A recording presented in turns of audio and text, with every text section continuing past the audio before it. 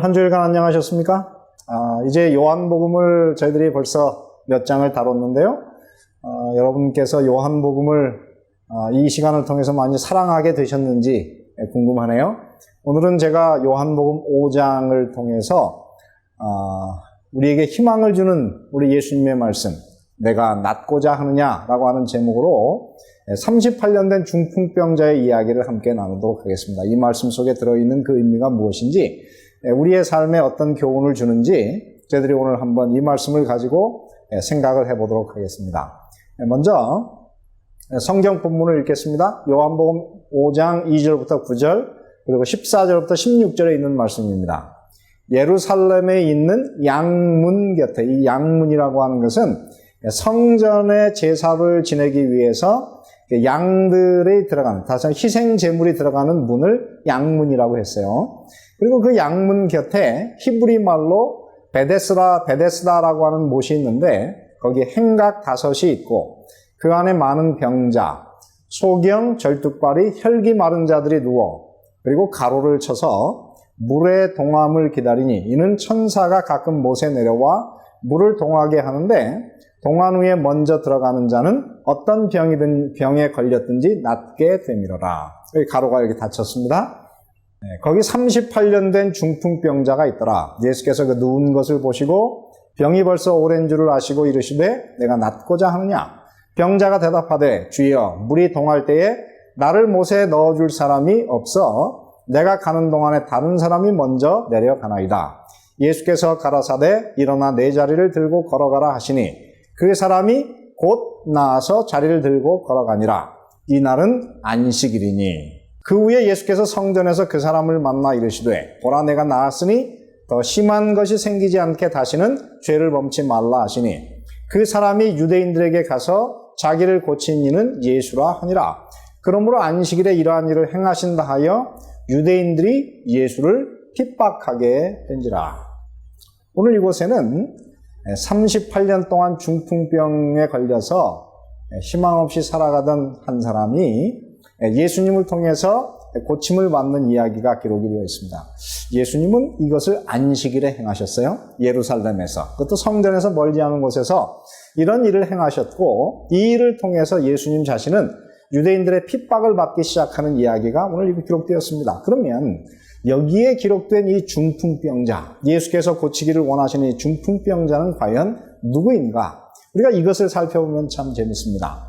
저는 이 중풍병자를 오늘날 이 세상에서 율법주의적인 사상 아래서, 다시 말해 은혜를 알지 못하고 율법 아래 살아가는 유대인 혹은 그리스도인들, 율법 예수님 없이 오직 행함으로 구원을 얻으려고 하는 바로 그런 사람을 오늘 이 38년 된 중풍병자라고 저는 그렇게 생각하고 싶습니다. 왜 그런가? 오늘 이 중풍병자가 병에 걸린 시간이 38년이었는데 그 시간은 바로 신명기 2장 14절에 보면 이스라엘 백성들이 가나안에 들어가라고 하는 하나님의 명령을 거절하고 그 다음에 광야에서 유리방황하다가 모든 사람들이 다 죽었을 때에 그 걸린 시간이 38년이었어요. 공교롭게도 두 시간이 다 38년입니다. 그리고 두 번째 보면 오늘 이 베데스다 연못가에는 행각이 5이 있다고 하는데 이 5은 모세가 이스라엘 백성들에게 준 이스라엘 백성들의 신앙과 그들의 삶의 근간을 이루고 있는 모세 오경이 또한 5권이에요. 그리고 세 번째, 이 중풍병자가 고침을 받은 날은 안식일이었는데 그곳에 보면은 유대인들이 그 예수님께서 이 중풍병자를 고쳤는데 그가 이제 고침을 받고 자기의 그 누웠던 그 침상을 들고 걸어가는데 그곳에 뭐라 그러냐면 안식일인데 내가 자리를 들고 걸어간 것이 옳지 않다 하니라. 오늘 이것을 보면 예수님께서 유대인들이 잘못 믿고 있기 때문에 예수께서 그들의 율법주의적인 사상 속에서 자유 없이 살아가는, 은혜 없이 살아가는 그들의 그 잘못된 삶을 불쌍히 여기시고 사실은 중풍병자뿐만 아니라 그들의 그 율법주의적인 잘못된 신앙을 고쳐주시기 위해서 예수님께서는 이 일을 안식일에 이런 일을 벌리는 것이 아닌가 그런 생각을 듭니다. 그러므로 오늘 혹시 예수님을 믿었지만은 예수님의 은혜가 아닌 행위 중심의 신앙 가운데서 혹시 신음하며 자유가 없이 살아가는 분들이 계시다면 오늘 이 말씀을 한번 잘 생각해 보시면 좋겠습니다. 오늘 이곳에 보면은 바로 이 환자가 있던 곳이 베데스다라 하는 곳인데, 그것은 아까도 제가 설명드렸지만은 이 성전으로 들어가는 양문, 이 성전으로 이제 양들, 이 제물들이 들어가는 양문에서 그렇게 멀지 않은, 그 곁에 있으니까는 멀지 않은 곳입니다. 그래서 예루살렘 성전 가까이에서 일어난 일이에요.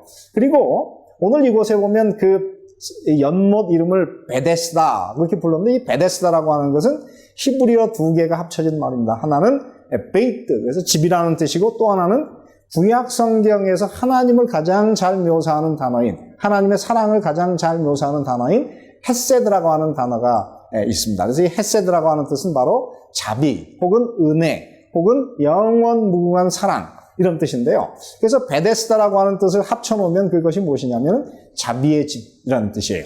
자, 그러면 성전 곁, 양문에서 가까운 이 베데스다에서 어떤 일이 벌어졌길래 그것을 갖다가 이곳에서 보면 하나님의 자비가 일어나는 집이라고 이야기했는가? 오늘 이곳에 보면은 이렇게 묘사하고 있습니다. 아까 제가 말씀드렸지만 가로 안에 들어있는 말은, 가로 안에 이곳에 이제 이렇게 들어있는 말인데, 이 성경에서 사실은 가로 안에 있다고 하는 것은 이 헬라어의 중요한 권위 있는 그런 그 헬라 사본에는 이 말이 없다는 말입니다. 그것은 후세기에 이 성경 본문의 의미가 정확하게 잘 이해가 안 되기 때문에 후세기에 이제 그 성경을 필사하는 그 필사자들이 그 의미를 이해하기 쉽도록 더해 놓은 것이 바로 여기에 나와 있는 거예요. 자, 그래서 이곳에 보면 뭐라 그러냐면은 이제 많은 병자들이 누워서 물의 동암, 물이 움직이는 것을 기다리는데, 이것을 어떻게 해석하느냐 하면 그들은 천사가 가끔 하늘에서 내려와서 그 못의 물을 동하게 한다 그래요.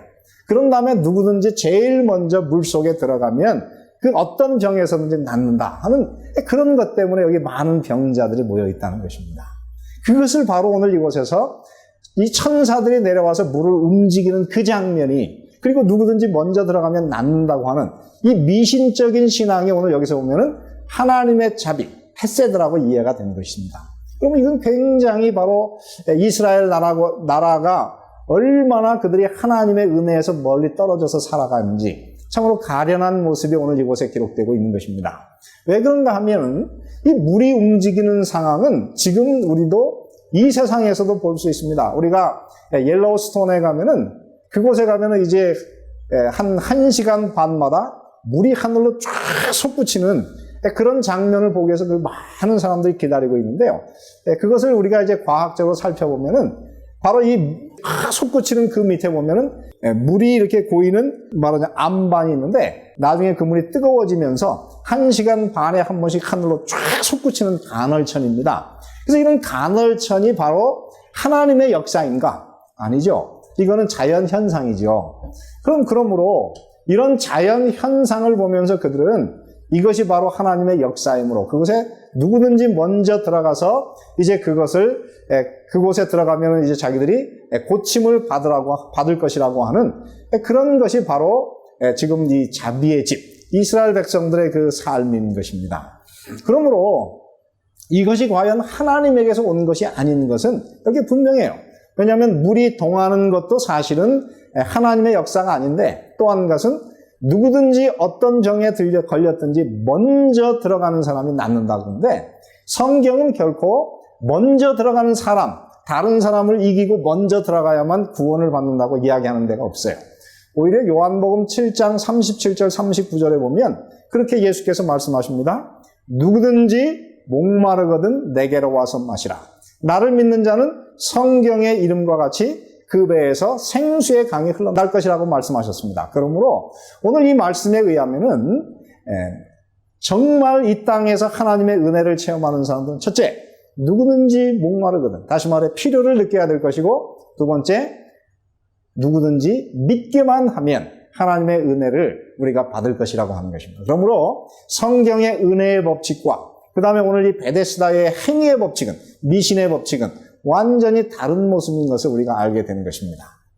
오늘날 많은 사람들이 예수님을 믿지만은 이 땅에서 축복을 받기 위해서 많은 미신을 행하고 있습니다.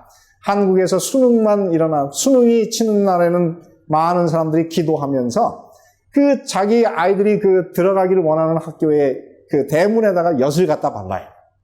이 아이들이 이 엿처럼 그 학교에 철썩 붙으라고 하는 것이죠. 그 다음에 어떤 사람들은 S대, 즉 서울대학에 가려고 하면은 그 자동차의 그 이름 가운데 S자 그 엠블럼을 떼가지고 그거를 주머니에 1년 동안 넣고 다니면은 그 아이가 S대학에 붙는다고 하는 그런 속설이 있습니다. 그런데 요즘에는 이제 그것도 하나 가지고 안 되고 어떤 경우는 4개 혹은 8개 혹은 10개를 모아야 그 아이가 이제 그 서울대학을 간다고 하는 것입니다. 그래서 한국에서 보면은 소나타가 오나타가 되는 그런 일이 많이 있다 그래요. 그런가 하면은 월드컵 때 어느 나라가 이길 것인지 그것을 마친 그 문어를 이 행운을 기원하는 것으로 문어 인형을 붙으라고 선물로 주거나 아니면은 잠자는 코알라는 잠자도 결코 떨어지지 않기 때문에 어떤 일이 있어도 떨어지지 말라고 코알라를 선물로 주는 그런 일이 오늘 이 세상에 횡행하고 있습니다.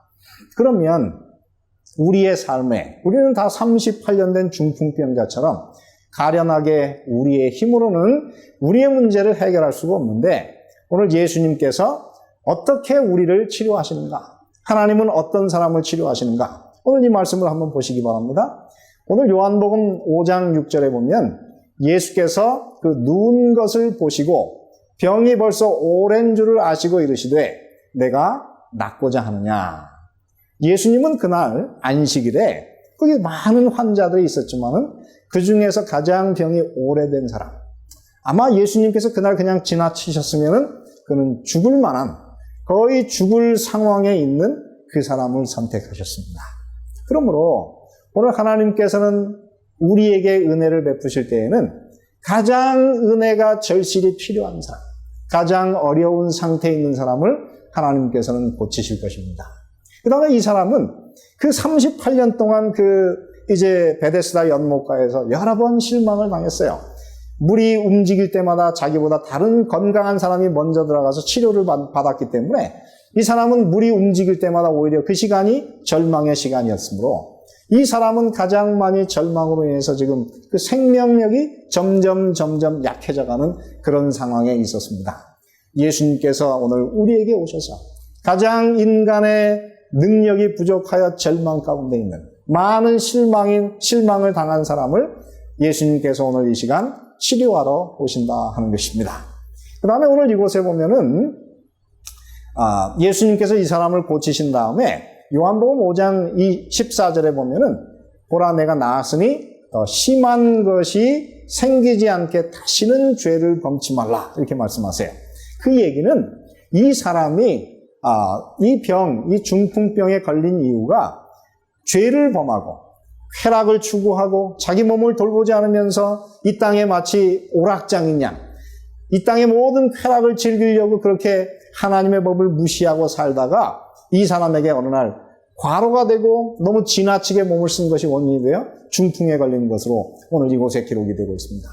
그러므로 이 사람은 심각한 죄인이었는데 예수님께서 오늘 찾아오신 사람은 바로 가장 많은 죄를 지은 사람을 예수님께서 찾아오신 것이죠. 그 다음에 세 번째는 이 사람은 대단히 눈치가 없는 정말 머리가 나쁜 사람이었는지도 몰라요.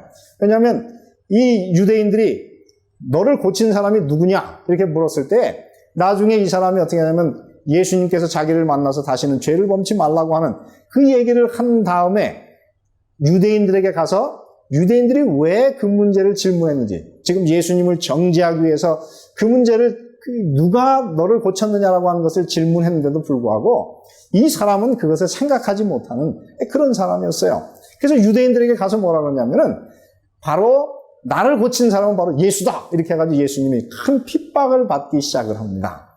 그러므로 오늘 이곳에 보면은 이 중풍병자는 머리도 나쁘고 실망도 많이 당하고 죄도 많이 지은 사람 중에는 가장 절망적인 상황에 있는 사람인 것을 여러분 잊지 마시게 되기를 바랍니다. 그러므로 오늘 이 말씀에 의하면은 오늘 여러분이나 저나 가장 희망이 없고 가장 죄를 많이 짓고 은혜에서 멀리 떨어져 버린 그리고 가장 절망을 많이 당한 우리를 오늘 예수님께서 먼저 찾아오시고 오늘 우리를 치료해 주기를 원하시는 것입니다.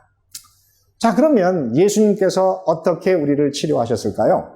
자, 오늘 여기서 보면은 그 치료하시는 방법에 대해서 이렇게 말씀을 하십니다. 첫째, 요한복음 5장 6절에 보면 예수께서 그 누운 것을 보시고 병이 벌써 오랜 줄을 아시고 이르시되 내가 낫고자 하느냐. 예수님은 아무도 거들떠보지 않는 이 사람에게 오셔서 내가 낫고자 하느냐. 이 사람에게 참으로 정신을 번쩍 들게 하는 그 마음 속에서 희망을 일으키는 그런 질문을 예수님께서 던지셨습니다. 오늘 이 땅에 은혜라고 하는 것은 무엇인가? 은혜는 희망이 없는 사람에게 희망을 주는, 그리고 오늘 은혜를 경험한 사람들은 세상 사람들에게 희망을 주는 격려의 말을 할 수 있는 그런 사람이라고 하는 것입니다. 오늘 세상 사람들은 다 희망이 없이 살고 있어요. 예수님은 오늘 우리에게 희망을 먼저 주시기 위해서 오십니다. 한 번은 한 그 연구소에서 20km를 행군하는 군인을 4무리로 나누었어요. 그런 다음에 그들에게 각각 다른 상황을 주었답니다. 첫 번째는 이 첫 번째 무리에게는 20km를 걸을 것이라고 그러고, 그 다음에 5km마다 얼마나 남았는지를 계속 가르쳐주는 그룹이 있었고요.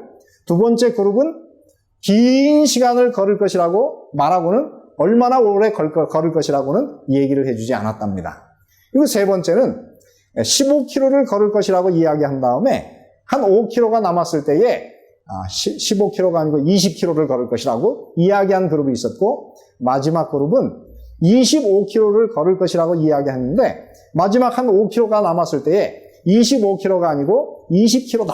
20km만 가면 된다. 이렇게 이야기를 했다고 합니다. 그러면 이 4무리 중에서 가장 적게 실망을 한 그룹은 어디일까요? 그리고 가장 많은 실망을 당한 사람은 누구일까요?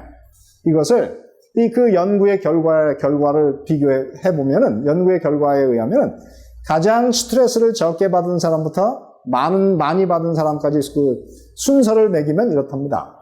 20km를 걸을 거라고 이야기해주고 5km마다 얼마가 남았다고 하는 이야기를 해주는 사람들이 제일 스트레스를 적게 받았다 그래요. 그리고 15km를 걸을 것이라고 해놓고 거의 끝에쯤 가서 사실은 5km를 더 걸어서 20km를 걸을 것이다. 그렇게 이야기한 사람들이 두 번째로 스트레스를 적게 받았다고 합니다. 25km를 걸을 것이라고 이야기해 줬다가 나중에 15km쯤 가가지고 앞으로 5km가 남았다고 얘기한 사람들이 세 번째로 스트레스를 받았고, 마지막 제일 스트레스를 많이 받은 사람은 오랫동안 걸을 것이라고 하고 얼마나 오래 걸을 것인지를 이야기하지 않고 20km를 간 사람들은 처음부터 끝까지 스트레스를 받고 그렇게 살았다 그래요. 그렇습니다. 그래서 오늘 이 결과를 보면서 그 사람들이 이렇게 결론을 내렸다 그래요. 삶의 사기와 스트레스의 문제는 삶이 어려우냐 편안하냐에 달려있지 않고 희망이 있느냐 없느냐에 달려있으며, 인간이 가장 큰 스트레스를 받을 때에는 어려울 때가 아니고 희망이 없을 때라고 그렇게 분석을 했다고 합니다. 그렇습니다. 오늘 예수님께서 오늘 우리에게 오셔서 내가 낫고자 하느냐 그렇게 말씀하십니다. 오늘 또한 예수님께서는 이 땅에 살아가는 우리 모든 그리스도인들에게 예수님의 말씀을 통해서 희망과 용기를 가지고 이 세상을 살게 되시기를 원하시는 것입니다. 여러분, 오늘 여러분의 짐이 너무 무거우십니까? 그렇다고 하면은 오늘 여러분 마음속에 예수님께서 오늘 여러분에게 오셔서 내가 낫고자 하느냐, 오늘 우리에게 희망을 주시는 그 예수님을 오늘 이 시간 만나게 되시기를 간절히 바랍니다. 두 번째, 오늘 이곳에 보면 예수님께서 뭐라고 말씀하시느냐면 일어나서 내 자리를 들고 걸어가라 이렇게 말씀하십니다. 예수님께서 이 사람을 치료할 때에 손을 잡아 일으키지 않았어요. 예수님은 그에게 오직 말씀을 선포하셨습니다. 일어나 내 자리를 들고 걸어가라 그렇게 말하는데, 놀라운 것은 그 다음에 이렇게 기록되었습니다. 그 사람이 곧 즉시로 나와서 자리를 들고 걸어가니라. 오늘 예수님께서 이 사람을 치료하신 것은 바로 예수님의 말씀이었어요. 제가 전에도 말씀드렸지만은 이 요한복음에서 제일 중요한 신학은 바로 말씀 신학입니다. 그래서 요한복음에는 말씀이라고 하는 단어가 몇 번이나 나오냐면 약 47번이나 기록되고 있습니다. 하나님은 지금도 하나님의 말씀을 사모하고 말씀 가운데서 행하는 사람들에게 하나님께서는 말씀을 통해서 기적을 일으켜 주시는 것입니다. 그래서 그 말틴 루터가 이 땅에 종교개혁을 일으킨 다음에 왜 그런 종교개혁이 자기를 통해서 일어났는지 이렇게 설명하고 있어요. 저는 이 글이 참 굉장히 오늘 우리에게 도전하는, 시사하는 바가 굉장히 많다고 그렇게 생각을 합니다. 오늘 이곳에 보면 이렇게 기록되었습니다. 나는 단순히 하나님의 말씀을 가르치며 설교하고 기록으로 남겼다. 나는 달리 아무것도 하지 않았다. 나 자신은 잠을 자거나 나의 친구 필립과 암스도르프와 함께 비텐베르크에서 맥주를 마시는 동안에 말씀은 군주나 황제로서는 결코 손상시킬 수 없는 교황권을 그처럼 힘없이 약화시켰다. 나는 아무것도 하지 않았다. 말씀이 모든 것을 해냈다. 그렇게 이야기하고 있습니다. 그렇습니다. 오늘 이 땅을 살아가는 우리 모든 그리스도인들이시여, 오늘 여러분의 삶에 하나님의 놀라운, 세상이 감당할 수 없는 놀라운 역사를 일으키기를 원하시고, 그런 일을 여러분들이 여러분의 삶에서 경험하기를 원하신다고 하면은 말틴 루터처럼 단순히 하나님의 말씀을 배우고 가르치고 설교하고 기록으로 남겨서 말씀이 역사를 이루는 그런 일을 이루게 되시기를 간절히 바랍니다. 한국의 설교자 중에 이동원 목사님이라는 분이 있습니다. 저도 이 이동원 목사님의 설교를 참 좋아해서 그 설교를 참 제가 많이 읽었고 또 인터넷을 통해서 그분의 설교를 참 즐겨 듣습니다. 그분이 미국에서 목회를 하다가 한국에 가서 분당에다가 사실은 그 수지죠. 수지의 지구촌 교회라고 하는 것을 세웠는데 이분이 교회를 세우자마자 건물도 없었지만 삽시간에 6,000명 이상이 모이는 한국의 설교가 중에는 가장 모든 사람들에게 존경을 받는 그런 목사님이었습니다. 근데 그분이 어떻게 이렇게 위대한 목사님이 되셨는가? 물론 이분은 정말 성경을 사모했어요. 그래서 그분은 우리 이동원 목사님은 많은 강의 설교집을 내셨는데요. 정말 성경을 사랑하는 사람이었는데 사실은 그분이 그렇게 말씀에 매달리게 된 이유가 그분이 미국에 와서 큰 꿈을 가지고 이제 미국에 와서 신학교에서 설교학을 공부하고 있었습니다. 한 번은 이제 설교학을 들었는데 그 시간에 목사님, 그 교수님이 모든 학생들에게 이제 설교를 준비해서 설교를 시켰어요. 그래서 이제 이동원 목사님도 본문을 하나 받고 그리고 자기 나름대로 열심히 연구해가지고 이제 설교를 했답니다. 그 설교 제목이 무엇이냐면은 바로 이런 거예요. 그리스도인의 사랑이란 어떤 것인가? 성경 본문이 있었지만은 이분은 성경 본문보다는 자기의 생각에 있어서 그리스도인의 사랑이란 무엇인가를 자기 나름대로 결론을 내렸습니다. 첫째, 희생적인 것. 둘째, 자기 결단적인 것. 셋째, 궁극적으로 하나님에게서 기원한 것. 이동원 목사님이 설교를 잘하기 때문에 아주 좋은 말주변으로 설교를 멋지게 끝냈어요. 근데 나중에 이제 점수를 받았는데 점수가 뭐냐면 낙제점을 받았어요. 너무나 화가 나고 낙심이 돼가지고 그 교수님을 찾아갔습니다. 연구실에 찾아가서 아니 목사님, 교수님, 제가 이렇게 열심히 준비해서 설교를 했고 저는 참 잘했다고 생각하는데 왜 제게 낙제점을 주셨습니까? 그랬더니 그 교수님이 이렇게 말씀하셨습니다. 당신의 설교는 근본적으로 전제가 잘못되었다. 이것은 당신의 생각이지 오늘 내가 당신에게 준 이 텍스트하고 이 본문하고 무슨 상관이 있느냐? 그렇게 물었대요. 가만히 생각해 보니까는 자기가 말은 유창하게 했지만은 성경 본문과는 하나님의 말씀과는 아무런 상관이 없는 자기의 생각이었어요. 굉장한 깨달음을 받았습니다. 그 이후에 이 목사님은 설교할 때마다 언제나 성경 본문, 하나님의 말씀을 그가 중심으로 해서 이 말씀이 과연 무엇을 말씀하고 있는가. 그렇게 해서 그는 강해 설교의 참으로 대가가 되었고 그 결과로 그분께서는 가는 곳마다 교회를 부흥시키시고 많은 목사님들에게 교인들에게 존경을 받는 참으로 그런 훌륭한 그리스도인 그런 목사님이 되신 것입니다. 그러므로 오늘 이곳에 예수님께서 이 중풍병자에게 말씀하십니다. 일어나 네 자리를 들고 걸어가라. 그랬더니 이 사람이 곧 나아서 자기 자리를 들고 갔어요. 능력은 하나님의 말씀 속에 있습니다. 오늘 그러므로 이 방송을 참으로 청취하시는, 시청하시는 우리 모든 분들께서는 바로 이 중풍병 환자처럼 주님께서 선포하시는 하나님의 말씀을 단순하게 액면 그대로 받으시게 되기를 간절히 바랍니다. 세 번째 보면은 이 중풍병자에게 놀라운 역사가 일어난 것은 예수님께서 그 말씀을 선포하셨을 때에 오늘 이곳에 믿음이라는 말은 기록되어 있지 않지만은 이 사람이 바로 예수님의 말씀을 믿음으로 받아들였어요. 그래서 예수님의 말씀을 따라서 이 사람이 자기 몸을 일으켜서 한번 그 말씀을 순종해 보려고 자기의 의지를 순종의 편으로 믿음의 편에 두었을 때에 성경에 뭐라고 기록되었냐면 요한복음 5장 9절에 그 사람이 곧 나아서 자리를 들고 걸어갔다고 기록됩니다. 이 요한복음에 곧이라고 하는 단어는 거의 기록되지 않았는데요. 이 곧, 즉시라고 하는 단어가 제일 많이 반복되는 것이 마가복음이에요. 바로 이 마가복음적인 요소가 여기 있는데 바로 오늘 하나님께서는 하나님의 말씀이 선포되었고 그 말씀을 믿음으로 실천하려고, 믿음으로 순종하려고 했을 때에 하나님께서 그에게 곧 즉시로 역사를 베풀어 주셔서 그가 치료를 받게 되었습니다. 과연 이 사람이 정말 믿었는가? 사람들이 그것에 대해서 의심할 수가 있어요. 그런데 같은 이야기를 요한복음 5장 24절에 이렇게 기록하고 있습니다. 같은 장에서 내가 진실로 진실로 너희에게 이르노니 내 말을 듣고 나 보내신 이를 믿는 자는 영생을 얻었고 심판에 이르지 아니하나니 사망에서 생명으로 옮겼느니라. 그렇습니다. 하나님께서 선포하시는 모든 말씀을 우리가 믿음으로 그것을 받아들일 때에 기적이 일어납니다. 곧 즉시로 이 사람이 걷게 되었던 것처럼 하나님께서 오늘 여러분의 삶에 곧 즉시 기적을 일으키실 것입니다.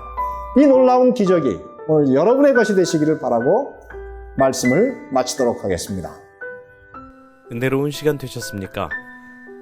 더 깊은 말씀 연구를 위해서 저희 오늘의 신앙TV 방송은 메시아라는 책자를 무료로 준비했습니다.